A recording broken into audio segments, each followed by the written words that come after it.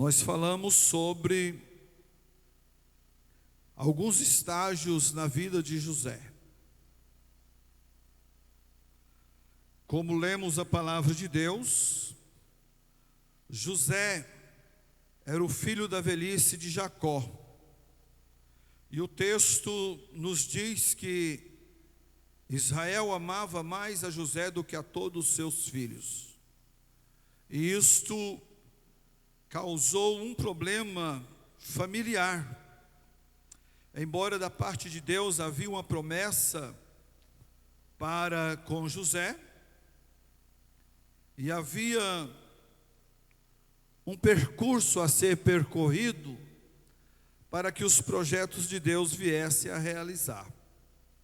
Então, diz-nos o texto sagrado que José apacentava as ovelhas de seu pai junto com seus irmãos. E sempre José trazia más notícias de seus irmãos ao seu pai. E a verdade é que os seus irmãos os aborreciam. Mas como Deus tinha uma promessa, um projeto, um plano na vida de José, José, por sua vez, um jovem, podemos dizer, espiritual, um jovem que tinha compromisso com Deus, e que por certo Deus estava fazendo um investimento na vida deste moço. Acontece que os seus irmãos perceberam que o amor do seu pai para com José era diferenciado. Diz o texto sagrado que os seus irmãos, vendo que o seu pai amava José mais do que a eles, eles o aborreciam e não podiam falar com José pacificamente. Como se não bastasse, José teve 2 sonhos. O primeiro sonho que nós vemos aqui na palavra, José sonhou, e no versículo de número 5, ele revela aos seus irmãos que havia sonhado um sonho. E no versículo 7, José conta os seus sonhos aos seus irmãos. E o que José sonhou? Eles estavam no campo, e José contando os seus sonhos, diz: olha, nós estávamos atando molhos, e aconteceu que o meu molho se colocou de pé. Veja como é interessante, né, irmãos? O meu molho se colocou de pé, ele se levantou, se pôs de pé, e ele disse assim: e eis que os vossos molhos o rodeavam e se inclinava ao meu molho. Aí os seus irmãos ignoraram e disseram: tu, pois, deveras reinarás sobre nós? Deveras terá domínio sobre nós? E por isto eles mais o aborreciam, por causa dos seus sonhos e das suas palavras. Mas nós pensamos aqui, ele não pediu para sonhar, não é? Quem sabe ele não pediu para ser esse homem diferente. Mas no versículo de número 9, nos revela a palavra de Deus que ele sonhou outro sonho e contou aos seus irmãos. Contou também aos seus pais. O segundo sonho, ele disse: olha, eu sonhei um outro sonho. Eis que o sol e a lua e 11 estrelas se inclinavam a mim. Sol e a lua representavam o pai e a mãe. As 11 estrelas representavam os seus irmãos. E veja bem, verso 10: e contando ao seu pai e aos seus irmãos, repreendeu o seu pai e disse: que sonho é este que sonhaste? Porventura viremos eu, a tua mãe, os teus irmãos, a inclinar-nos perante ti em terra? Diz no verso 11: seus irmãos, pois, o invejavam, porém seu pai guardava esse negócio no coração. Jacó, que é Israel, ele estava entendendo perfeitamente o que estava acontecendo na vida de José. Era um projeto de Deus. Então o Senhor Deus estava mostrando a José o que aconteceria no tempo vindouro, no tempo futuro. Porém os seus irmãos ignoravam isso. E nós falamos com os irmãos aqui, uma outra terça-feira, sobre alguns estágios das provações de José. Depois que ele conta os seus sonhos aos seus irmãos, eles o invejavam. E o primeiro estágio que nós falamos com os irmãos, eles odiaram a José. Passou a odiar o seu irmão. O segundo estágio da aprovação de José, quando seu pai mandou que José fosse aonde estavam os seus irmãos, apacentando as ovelhas, ele sai da sua casa para ir de encontro aos seus irmãos, e José não os encontrou. Encontrou um moço que vinha no caminho, e ele perguntou: porventura não viste meus irmãos? Ele disse: olha, nós vimos. Eles foram apacentar em Dotã. E José foi em busca dos seus irmãos, e quando ao longe os seus irmãos levantaram os seus olhos, avistaram a José, disseram: lá vem o sonhador mor. E planejaram no seu coração, em seus corações, matar a José. Mas um dos seus irmãos, Rúben, ouvindo o propósito do coração dos seus irmãos, trabalhou para livrar a José. Falou: não, vamos fazer diferente. Não vamos matá-lo, vamos lançar nessa cova. E assim fizeram. Mas o intuito de Rúben aqui era livrar a José das mãos dos seus irmãos. O projeto era matá-lo, rasgar as vestes, a túnica de várias cores que o seu pai havia feito, sujar ela no sangue e devolver para o seu pai. E ele teria a conclusão dizendo: uma besta fera matou meu filho e devorou. E estava resolvida a situação. Mas os planos dos homens, os projetos humanos são projetos falidos. Os planos de Deus são perfeitos. Os planos de Deus são eternos.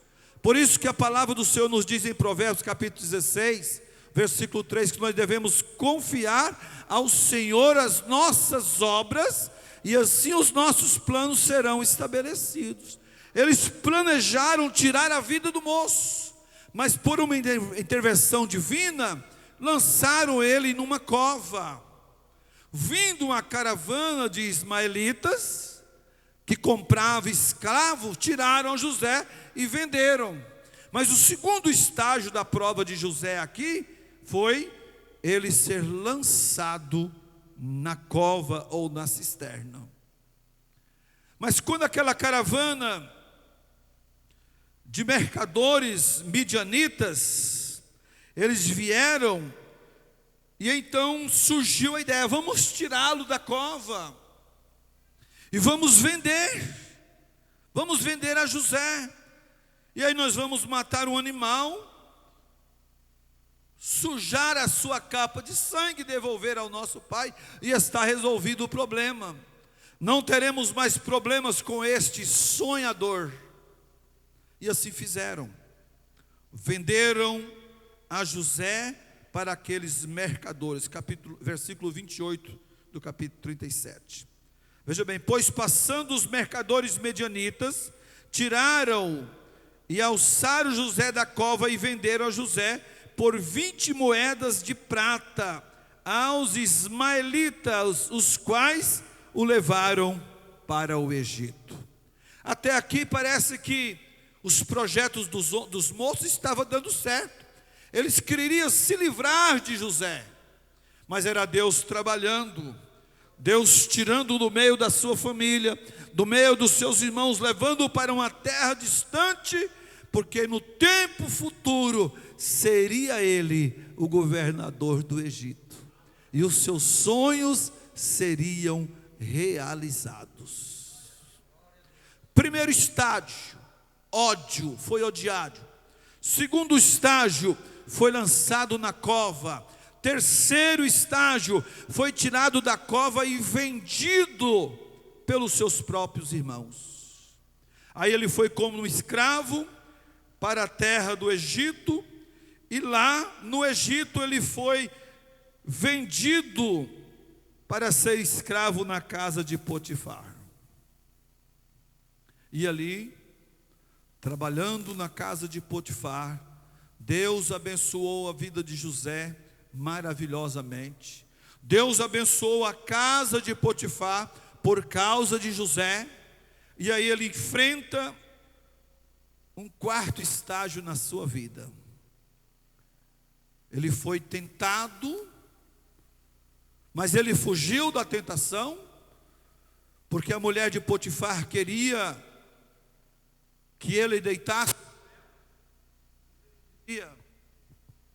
Glória a Deus. Que não poderia fazer, porque o seu senhor Potifar havia confiado a ele toda a sua casa. Nada acontecia naquela casa sem passar pelas mãos de José.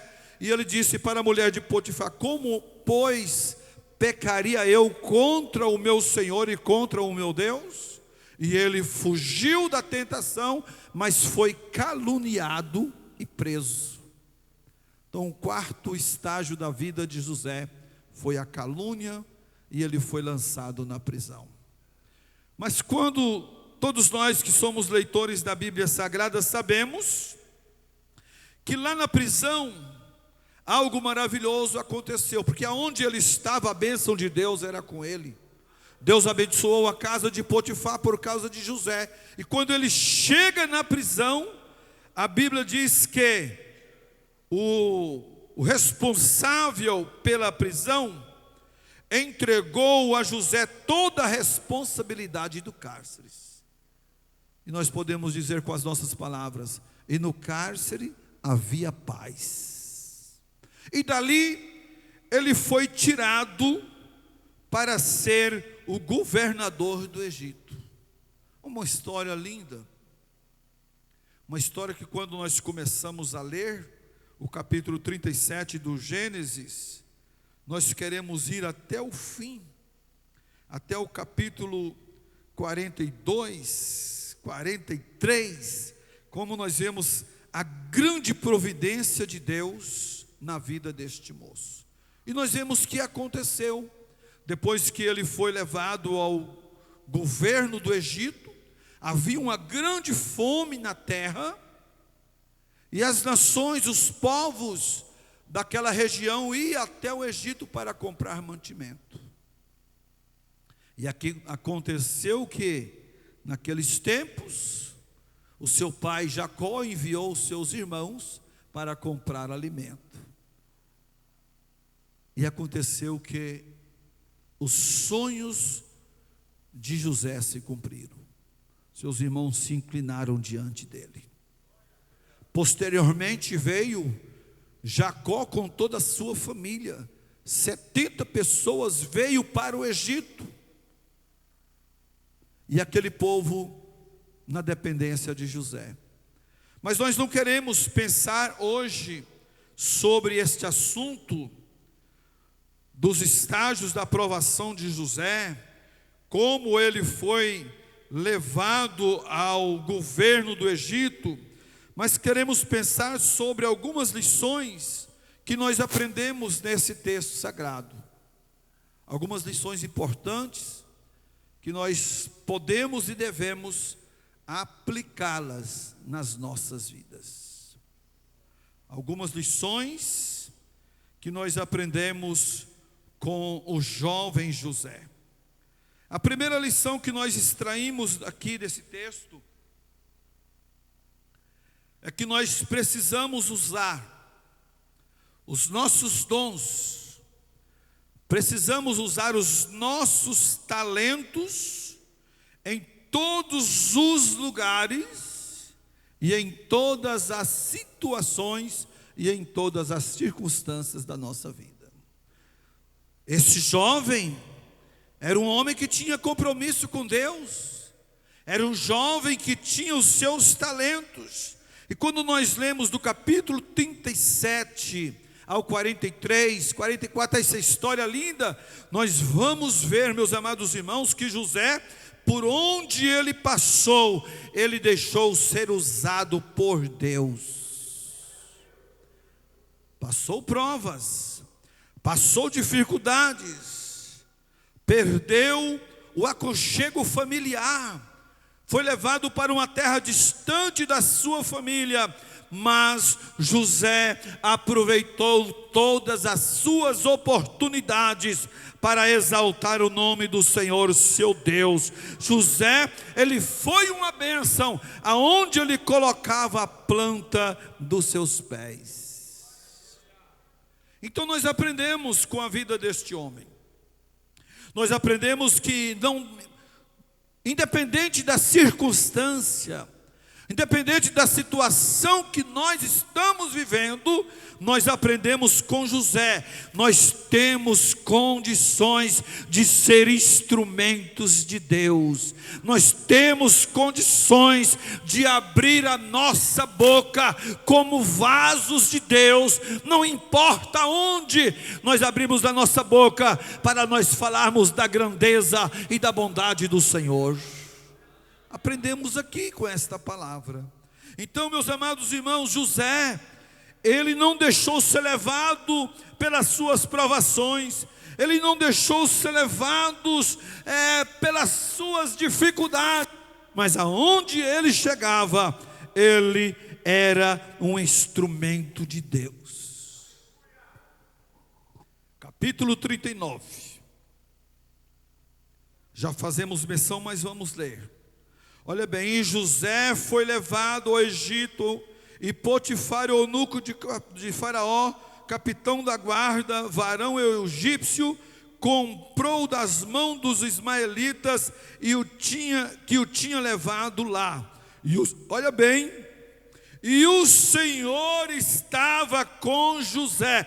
Meu irmão, não importa onde você está, não importa aonde você vai ser levado, se você permanecer servindo ao Senhor, sendo servo do Senhor, Deus vai contigo. Aonde você colocar a planta do teu pé, nós temos uma promessa na Bíblia Sagrada, Deus falando com Josué: Josué, esforça, tem bom ânimo, porque aonde colocar a planta do teu pé, eu serei contigo. Alabaçuirianda. Aqui, meus amados irmãos, ele havia sido vendido pelos seus irmãos, agora vendido novamente pela caravana dos ismaelitas, vendido 2 vezes, agora estava servindo a Potifar como escravo. Mas uma coisa certa, olha que maravilha, verso 2: e o Senhor estava com José, e foi o varão próspero, e estava na casa de seu senhor egípcio. Vendo, pois, o seu senhor que o Senhor estava com ele, em tudo o que fazia, o Senhor prosperava em sua mão. E José achou graça aos seus olhos, e o serviu, e ele o pôs sobre a sua casa, e entregou na sua mão tudo o que tinha. Agora o verso 5 é maravilhoso.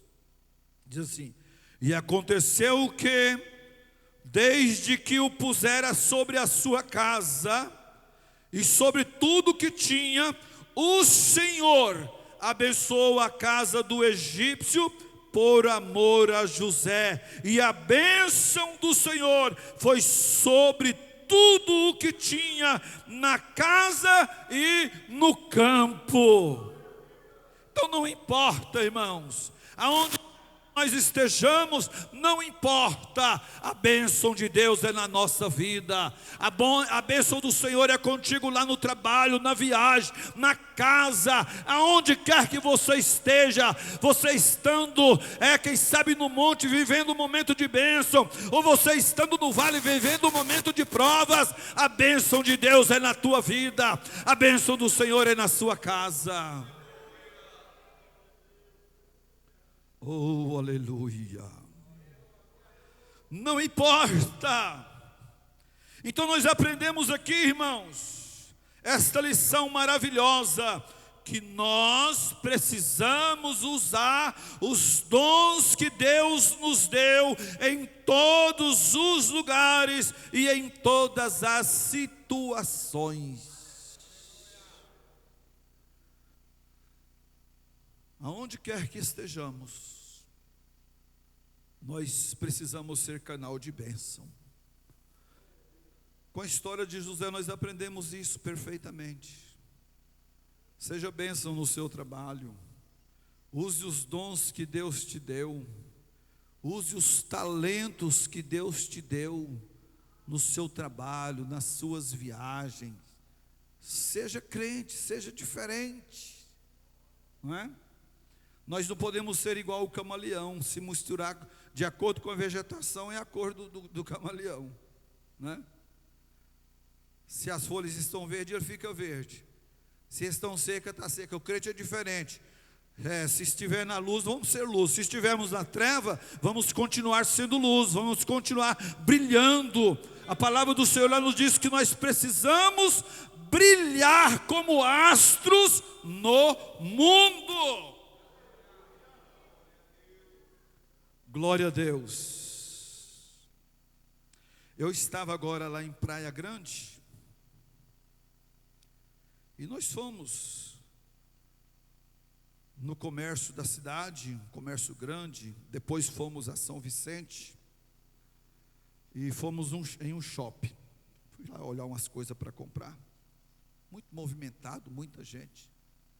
Eu e a Lúcia passando, meu cunhado, minha cunhada, e vi um cidadão assim, olhou para mim: Pai do Senhor, irmão. Quem falou para ele? Não é? Irmãos, nós somos conhecidos. Então sejamos luz, e vamos fazer jus o que diz a palavra. Olha, use os teus dons que Deus te deu, use os teus talentos que Deus te deu. Ah, pastor, mas eu estou numa luta lá em casa. Mas é nessa luta que você vai ser bênção para a sua família. Ah, mas eu estou numa luta, numa prova, uma perseguição lá no meu trabalho. É nessa perseguição que Deus vai te dar a oportunidade de você mostrar que você é uma pessoa diferente. Olha, irmãos, a situação desse moço aqui, odiado pelos seus próprios irmãos, vendido pelos seus próprios irmãos, mas de cabeça erguida. Quando surgiu a oportunidade dele estar trabalhando na casa de Potifar, olha, Potifar não era qualquer um não, ele era o capitão da guarda de Faraó, ele era um homem grande.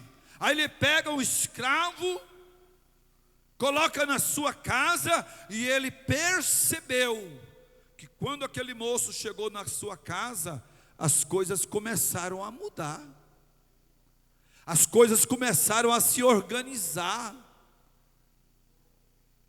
os problemas, quem sabe, começaram a ser sanados, as coisas começaram a dar certo. Porque era a bondade de José? Não, era a bondade de Deus na vida de José. E por tua causa, por nossa causa, alguém vai ser abençoado, quando nós estivermos fazendo uso dos nossos dons e dos nossos talentos. Glória ao nome de Jesus. Veja bem, irmãos, e aconteceu que desde que o pusera sobre a sua casa e sobre tudo que tinha, o Senhor abençoou a casa do egípcio por amor a José. Esse homem aqui não era crente, era ímpio, não conhecia Deus, mas a casa dele foi abençoada por causa do crente que ele estava, porque ele tinha compromisso com Deus. Aí nos faz lembrar lá daquela menina que foi levada presa para a casa de Naamã.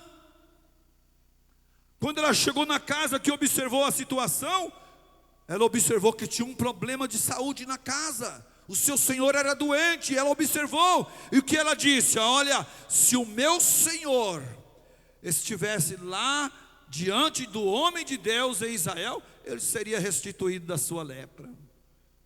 E ele creu. Então, meus amados irmãos, Deus abençoou o homem ímpio por causa de José. Então é uma lição, a primeira lição importante que nós aprendemos aqui, que nós precisamos usar os nossos dons, aquilo que Deus nos deu, os talentos, nada, né?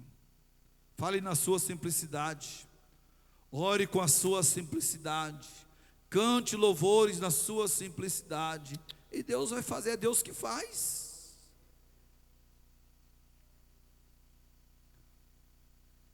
Glória a Deus. Eu acho que eu disse aqui uma vez, meu cunhado, ele trabalhava num guindaste no Porto de Santos, muito grande,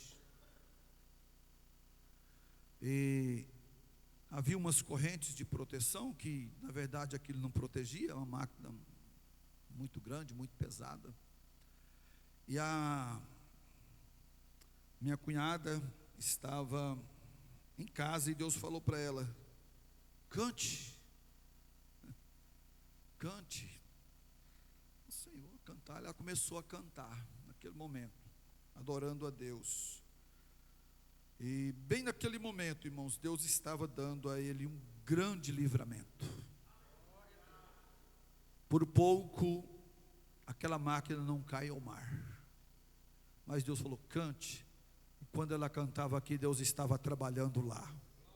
Enquanto você ora na sua casa, Deus está dando livramento a alguém. Enquanto você às vezes está cantando lá no seu trabalho, Deus está entrando com providência na vida de alguém. Então aonde você estiver, seja bênção, seja canal de bênção, seja luz, use aquilo que Deus te deu, os seus dons, os seus talentos, e a sua vida vai abençoar a vida de alguém. Glória ao nome do Senhor. Nós podemos, quem sabe, perder muitas coisas que nós desejamos, mas o importante, meus irmãos, é que nós estamos na presença de Deus. Segunda lição que nós aprendemos com José: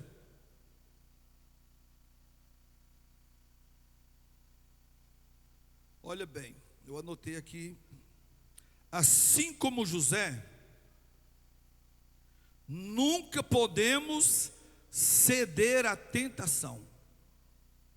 Nós somos tentados todos os dias.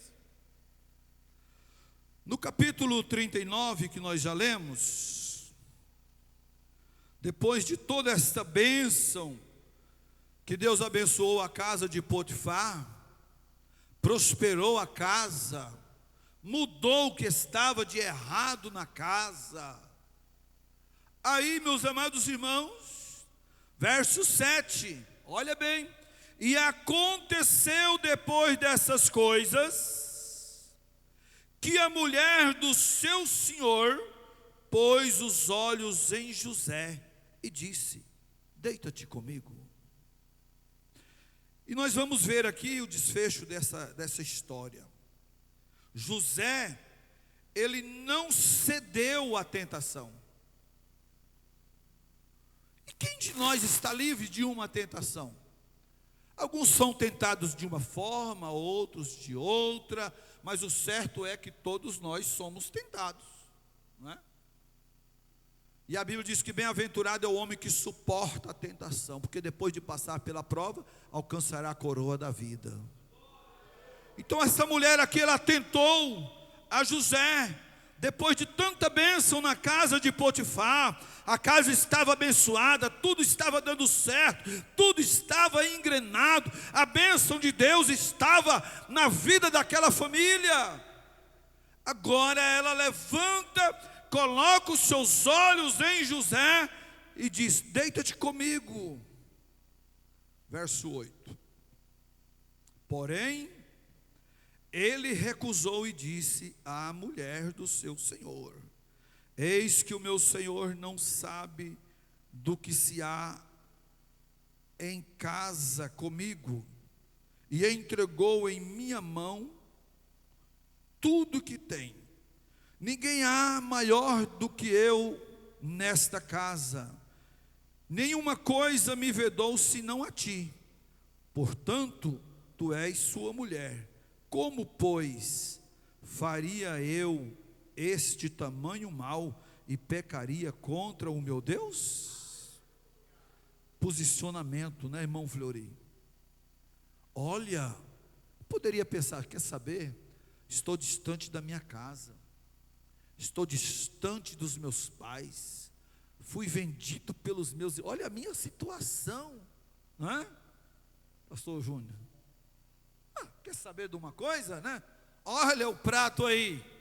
Mas não, era um homem que tinha temor a Deus, e ele não cedeu à tentação, de forma alguma, que ele disse: olha, de maneira alguma, não posso fazer isso, porque o meu Senhor me colocou aqui sobre todas as coisas, ninguém é maior do que eu nesta casa, e não posso, pois pecaria eu contra o meu Deus.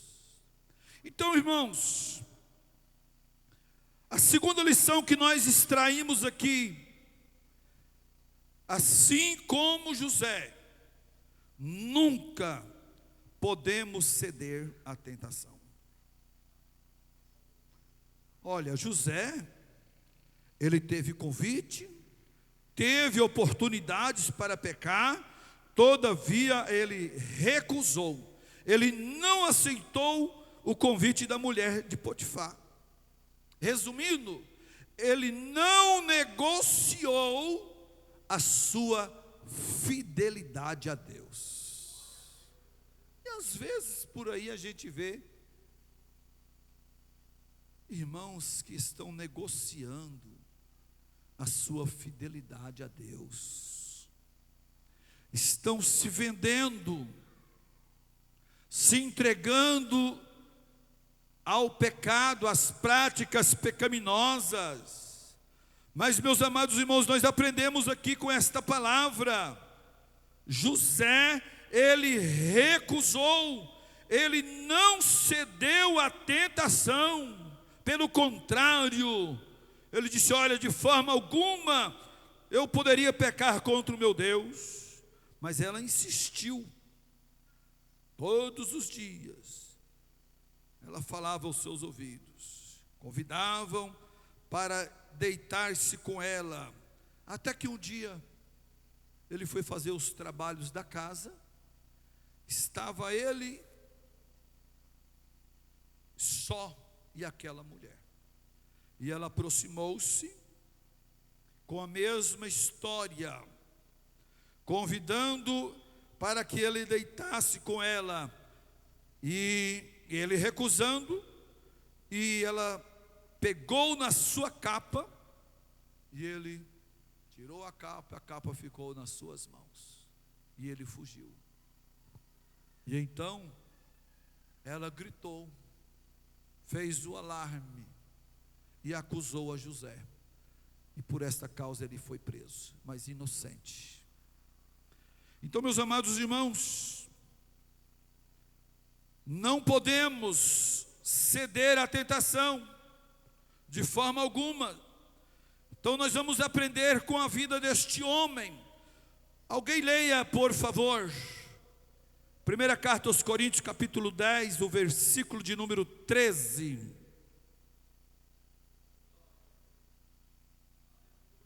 Encontrou aí um dos irmãos? Quem encontrou? Primeira carta aos Coríntios 10, 13. Leia. Não veio sobre vós tentação, senão humana. Veja bem, não veio sobre vós tentação, senão humana. Mas fiel é Deus, que vos não deixará tentar acima do que podeis. Mas fiel é Deus, que não deixará tentar acima do que podeis. Antes, com a tentação dará também o escape, Com a tentação dará também o escape, para que a possais suportar. Oi, glória a Deus. Então, meus amados irmãos, Deus não nos deixará tentar além daquilo que nós podemos. Ele é o Deus que nos dá o escape. Ai, gente quer justificar, não, fui tentado, e quando eu percebi, já tinha... Não justifica, irmãos. Olha o que disse o Senhor Jesus, Mateus 26, 41. Olha o que nós precisamos. Jesus diz: vigiai e orai, para que não entreis em tentação. Jesus diz: na verdade, o espírito está pronto, mas a carne é fraca. Mas qual foi a receita que Jesus nos deu? Vigiar e orar. É o que muita gente não está fazendo. Não estão nem vigiando e nem orando. Se torna uma presa fácil. Ao ser tentado, cede ao pecado. Mas tem aquele: tentado não cedas, ceder é pecar. Melhor e mais nobre será triunfar. Quem conhece? Os irmãos estão entendendo? Tentado não cedas, ceder é pecar. O hino 75 de nossa harpa. Aí diz o Senhor, a segunda estrofe: evita o pecado, procura agradar a Deus, a quem deves no corpo exaltar. Não manches teus lábios com impura voz. Defende tua alma dos vícios atroz. Em Jesus tens a palma da vitória, minha alma, e também doce calma pelo sangue da cruz.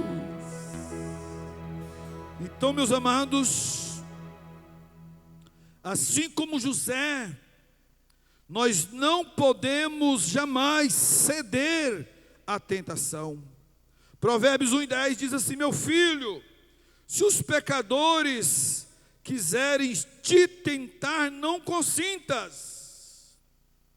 Somos tentados, mas nós precisamos resistir à tentação. Glória a Deus. Tiago 4:7 diz assim: portanto, submetam a Deus, resistam ao diabo, e ele fugirá de vós. Glória a Deus. Que maravilha quando nós temos condição de estar submissos à vontade de Deus, de resistir o diabo, os seus pratos, as suas tentações, ele vai fugir de nós, e a igreja vai continuar marchando de cabeça erguida, vitoriosa, cheio da graça, cheio de poder, cheio da unção, cheios da bênção de Deus. Glória ao nome do Senhor. Terceira lição que aprendemos com José. Aprendemos que precisamos manter a nossa fé em Deus, mesmo diante das dificuldades. Aí alguém diz: pastor, mas eu estou passando numa luta tão grande. Eu tenho certeza que a tua prova não é como a prova desse moço. A nossa prova não é como esta, né? Ser tirado dos pais, ser tirado da família, ser vendido, ser caluniado, ser preso, mas estar diante de Deus dizendo: Senhor, eu não vou me entregar ao pecado, eu não vou ceder ao pecado, mas eu quero estar revestido da sua graça, revestido do seu poder, cheio da tua unção, cheio do teu Espírito, cheio da palavra, para fazer a obra de Deus na terra. Então, meus amados, vamos manter a nossa fé em Deus, mesmo diante das dificuldades. O que é fé? É o firme fundamento das coisas que se esperam e a prova das coisas que não se vê. Podemos dizer na nossa caminhada: Senhor, eu estou na prova, mas eu estou confiando no Senhor. Eu estou no vale, mas eu sei que o Senhor vai me exaltar, vai me colocar no monte, e o nome do Senhor será glorificado na minha vida. Precisamos crer, precisamos acreditar. Então, irmãos, são lições importantes e maravilhosas. Glória ao nome do Senhor. Por isso, Paulo nos dá um conselho quando ele escreve aos Filipenses capítulo 4, versículo 6. Não andeis ociosos por coisa alguma. Tem gente que, a palavra está dizendo: não andeis ociosos por coisa alguma, mas em tudo pela oração e súplicas, com ação de graça, apresentem os seus pedidos a Deus. Não importa, pode estar difícil, mas vai apresentando ao Senhor. Eu quero dizer um negócio para os irmãos, uma frase importante que eu estava lendo e me deparei com esta frase. Diz assim: olha, os tempos difíceis não duram para sempre. Sabia disso? Glória. Os tempos difíceis não duram para sempre. O Senhor já está entrando com providência na tua causa. É Ele que abre porta, é Ele que fecha a porta, é Ele que levanta, é Ele que abate.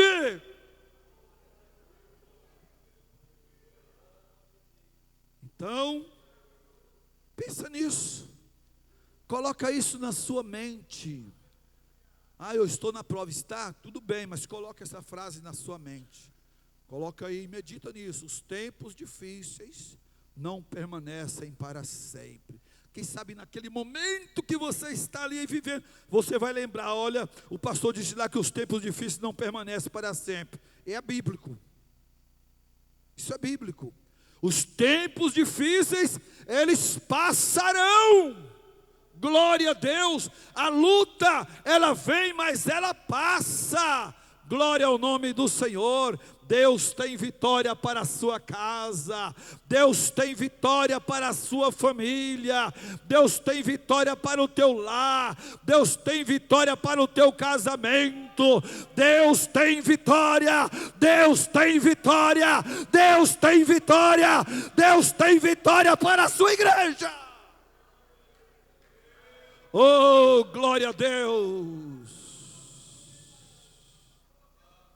Que Deus nos abençoe. Que o Espírito Santo continue falando nos corações. Mas vamos, irmãos, estar vivendo essas lições, aprendendo do Senhor. E a vitória, ela é do povo de Deus. Amém? Vamos ouvir as crianças.